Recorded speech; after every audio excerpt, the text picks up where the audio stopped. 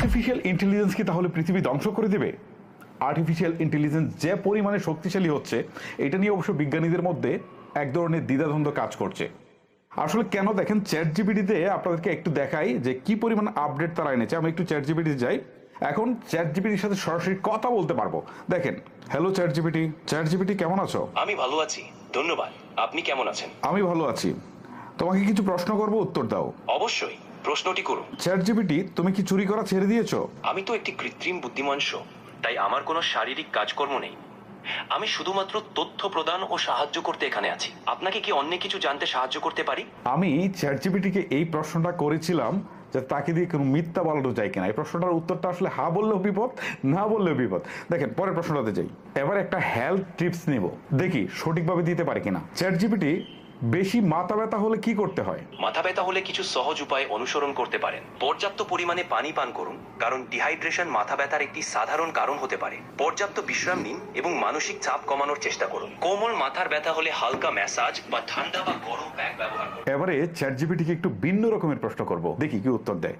Chat GPT, কোনো মেয়েকে প্রেমের প্রস্তাবে কিভাবে রাজি করানো যায়? প্রেমের প্রস্তাবে রাজি করানো একটি সংবেদনশীল বিষয় এবং এটি সবসময় সম্মানের সাথে করা উচিত। কিছু কথা মনে রাখা ভালো। 1. তার অনুভূতি ও মতামতকে সম্মান করুন। 2. তাকে সময় দিন এবং চাপ না দিন। 3.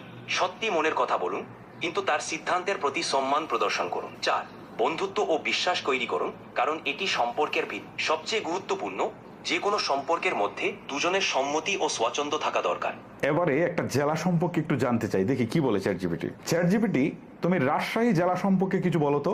রাজশাহী জেলা বাংলাদেশে অবস্থিত একটি প্রশাসনিক অঞ্চল, যা দেশের উত্তর পশ্চিমাঞ্চলে অবস্থিত। রাজশাহী জেলা প্রাকৃতিক সৌন্দর্য ও ঐতিহাসিক স্থানের জন্য পরিচিত। এখানে পবিত্র মসজিদ, শাহী মসজিদ এবং বানেশ্বরী মন্দিরের মতো ঐতিহাসিক স্থান রয়েছে।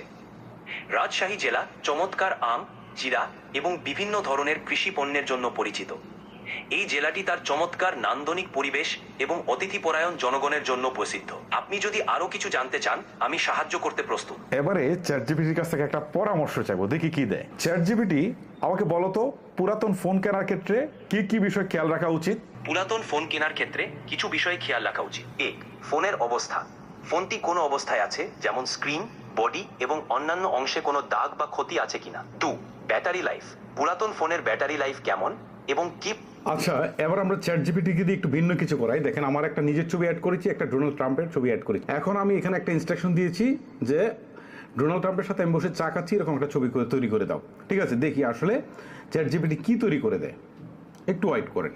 দেখেন কি আজব ব্যাপার, আমি ডোনাল্ড ট্রাম্পের সাথে বসে চা খাচ্ছি, এরকম একটা রিয়েলিস্টিক ইমেজ সে আমাকে তৈরি করে দিয়েছে। অবিশ্বাস্য লাগছে না বিষয়টা? চ্যাট জিপিটি ছাড়াও যে গুগলের এআই স্টুডিও কতটা পাওয়ারফুল সেটা একটু আপনাদেরকে দেখাই। দেখেন, এখানে জাস্ট আমি একটা ইমেজ অ্যাড করেছি এবং বলছি মুভ দ্য কার। জাস্ট এখন রানে ক্লিক দেই, দেখেন আপনারা সে কোন ধরনের বা কোন লেভেলের সে ভিডিও তৈরি করে দেয় এই ইমেজটা থেকে। জাস্ট একটু ওয়েট করেন।